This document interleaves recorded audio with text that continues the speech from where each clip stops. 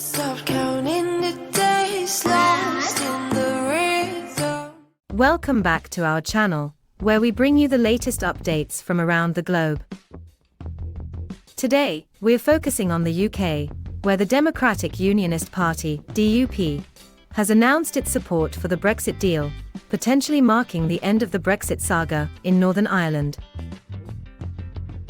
This announcement came after a confidential meeting that lasted over 5 hours, which ended in disarray, as DUP leader Sir Geoffrey Donaldson faced opposition from within his party.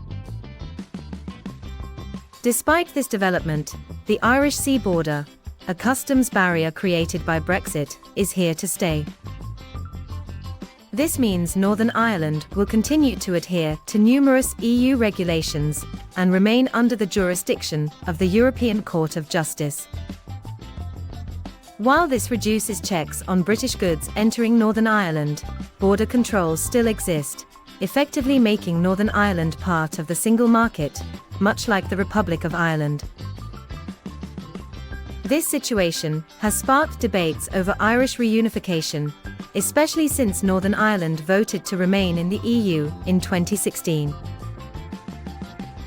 Sinn Féin, a party advocating for a united Ireland, has gained significant political ground, becoming the region's largest political party in the 2022 Assembly elections. With the restoration of the Stormont, Michelle O'Neill is set to become the first Sinn Féin First Minister of Northern Ireland in over a century. The Republic of Ireland is also expected to hold elections this year, and Sinn Féin is leading in the polls. If they secure power in both the north and south, calls for a border poll and a potential unity referendum by 2030 could intensify. However, current polls suggest that more than half of Northern Ireland's voters would choose to remain in the UK. The Windsor Framework Treaty, which grants Northern Ireland unique access to both the UK and EU markets, could be a significant factor in keeping Northern Ireland in the Union. This dual access could attract foreign investment, but leaving the Union and rejoining the EU would cost Northern Ireland this advantage. The specifics of the government's agreement with the DUP remain undisclosed, but it's clear that it doesn't meet the DUP's 7 criteria for any agreement.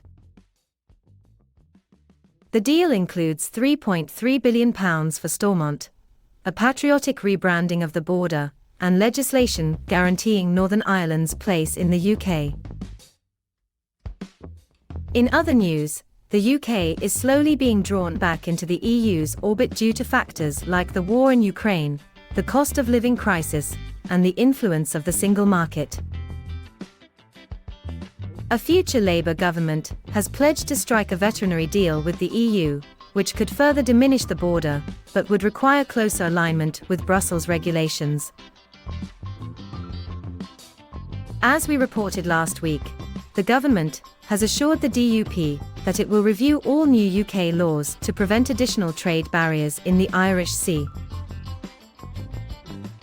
However, this move has sparked concerns among Brexiteers, who fear it could limit the UK's ability to regulate independently of Brussels.